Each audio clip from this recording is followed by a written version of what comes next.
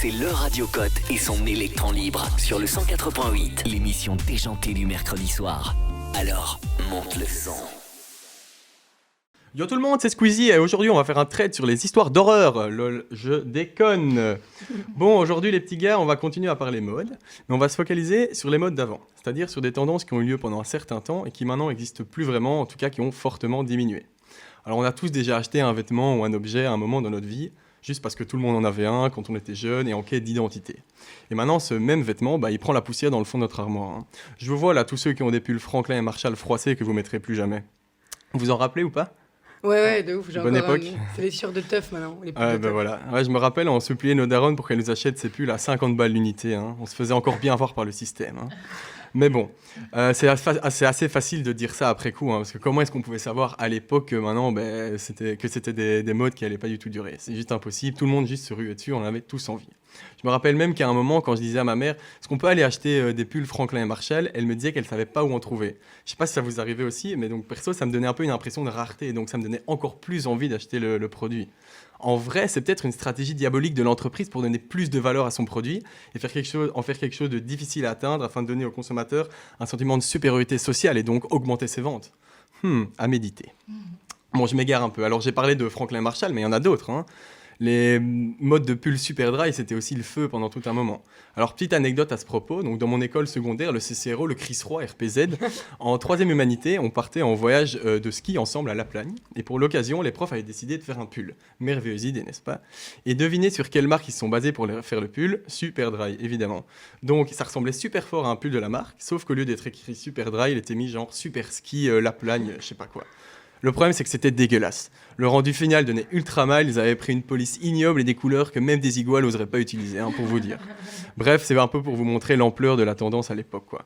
Alors, deux autres marques auxquelles je pense qui ont vécu un peu la même chose, c'est Abercrombie et Hollister. C'était le même combat, ça coûtait cher, mais pas trop non plus, c'était vu comme stylé, on en voulait tout ça.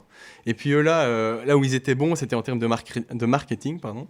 Vous avez probablement déjà été dans un magasin de ces marques, mais pour ceux qui ne savent pas, t'as des queumés et des meufs torse nu qui sentent le fameux parfum Abercrombie et Fitch partout dans le magasin. Mais attention, eux ils sont juste là pour faire figure, donc à côté de ça, t'as tous ceux qui rangent les vêtements, ceux qui sont à la caisse, etc. Mais eux ils sont juste là, quoi, des pots de parfum ambulants avec des gros pecs. Mais ça n'empêche que ça a donné beaucoup de succès à la marque, donc au final, bonne strat.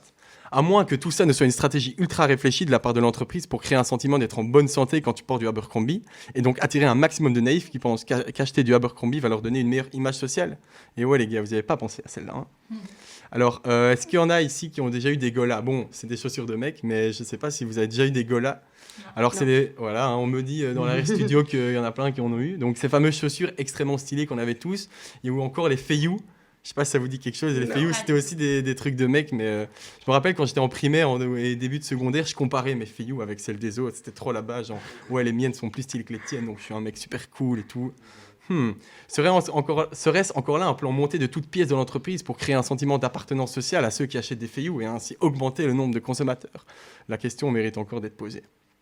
Alors, à toutes les marques dont je viens de parler, il ne faut pas croire qu'elles n'existent plus, que nenni. Elles sont encore là et continuent de vendre leurs produits. On en entend juste moins parler parce qu'il y a une tendance pendant une période donnée, ce qui donne donc de la notoriété et donc à augmenter le nombre de consommateurs. Mais ce n'est pas parce que la tendance a diminué qu'elles se sont arrêtées.